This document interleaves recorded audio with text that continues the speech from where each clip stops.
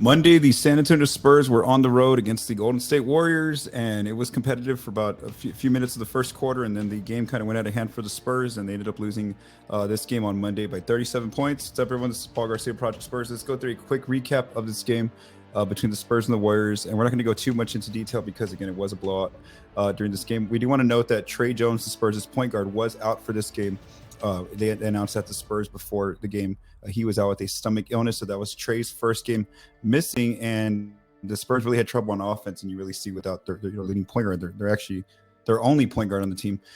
Without him, they really struggled on offense in this game. So, as you can see here, these are the leads by both the 6-minute mark and every quarter. So, in the first quarter there, Golden State goes up by 10 within the first 6 minutes, and then they're up by 7 with 6 minutes left. The Spurs actually battled back in the first, and they actually took a 1-point lead against the Warriors in that first quarter. But then when the first quarter was over, it was a 7-point game.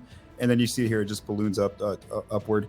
It was really that third quarter where after halftime, first of all, the Warriors are up by 16 at halftime. But then in the third quarter, they begin the quarter on a 15-0 run, and they go up by like 31 points. And so you can see here that it was pretty much over. Coach Pop rested most of the starters there in the fourth quarter, since the Spurs do have a back-to-back in Portland. So again, this was just a blowout for San Antonio. They really struggled in this game. Your leading scorers, just tells you right here how the Spurs struggled. So Keldon Johnson was leading scorer with 15 points. Keita Bates-Diop had a double-digit game with 12 points, and then Jeremy Sohan 12 points, and Josh Richardson 10 points. For the Warriors, it was mainly Jordan Poole who really was dominant for 3 quarters of this game. He ends up with 34 for the night, which I think they said set a new season high in the broadcast.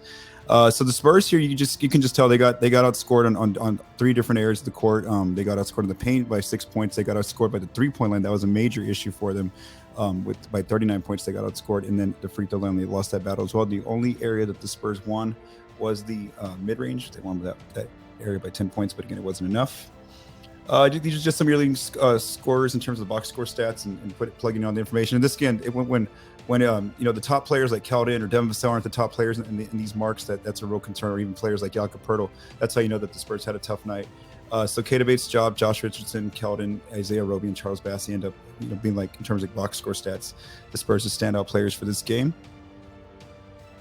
Shot locations kind of tells you the story of the game right here. I mean, the Spurs really struggled on offense everywhere. I mean, in the paint, they shoot 42%. From the 3-point line, they struggled.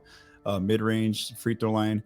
And then for the Warriors, they shot well everywhere except the mid-range. And the big thing was that the Warriors made 23 3-pointers. That was just a huge advantage for them. And they shot well from the 51% from the line. Fast break points, without Tre Jones, the Spurs couldn't push the break. And so the Warriors dominated their 19-4.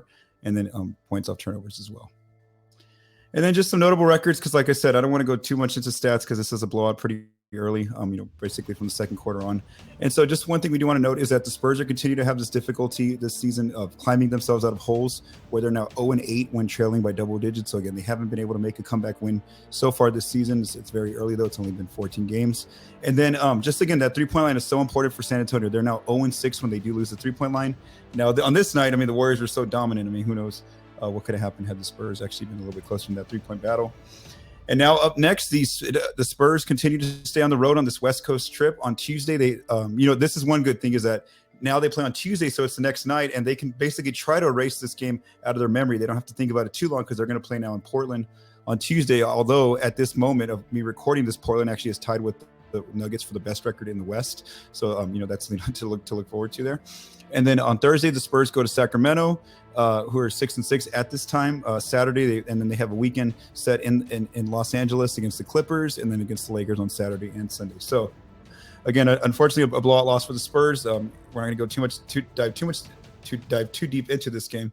And again, maybe there'll be a different story there on Tuesday in Portland. So for Project Spurs, I am Paul Garcia.